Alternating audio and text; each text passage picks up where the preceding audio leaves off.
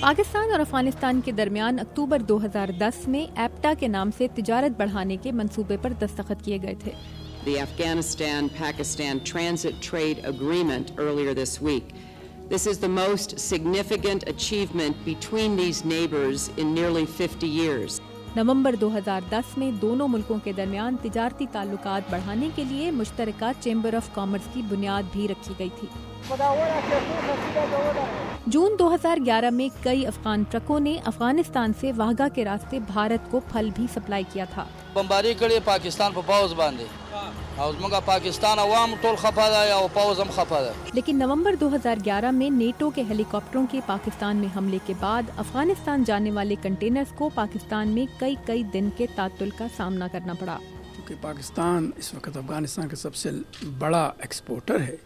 جیسے ہی وہاں پر allied forces نکل جائیں گی اور اس کی وجہ سے وہاں پر اسپینڈنگ کم ہو جائے گی, افغانستان کی اکانومی جو ہے وہ کمزور ہوگی.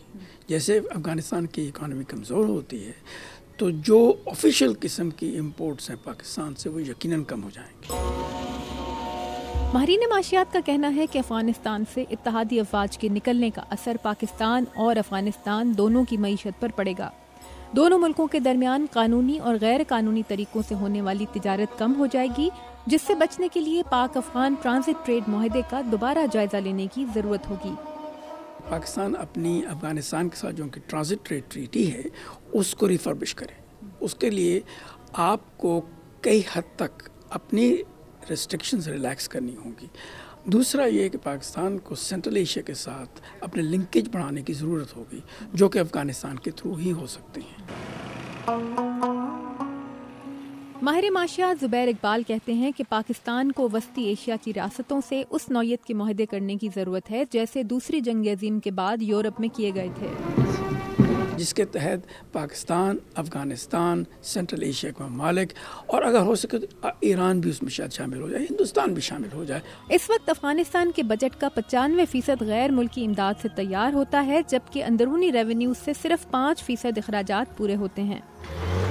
2014 میں اتحادی افواج کے جانے کے بعد غیر ملکی رقوم ملنی کم ہو جائیں گی, جس کے بعد افغانستان میں یا تو زیادہ ٹیکس لگائے جائیں گے یا پھر اخراجات کم کرنے پڑیں گے, اور ان سے غریب لوگوں پہ برا اثر پڑ سکتا ہے, کیونکہ اس وقت کافی اسپینڈنگ جو ہو رہی ہے اس کی وجہ سے انکم ڈسٹریبیوشن بہتر ہو رہی ہے, اور اس کے ساتھ ساتھ ایجوکیشن, ہیلتھ اور دوسری فیسلٹیز پرووائڈ کی جا رہی ہیں, جو کہ پھر پرووائڈ کرنا بڑا مشکل ہو جائے گا.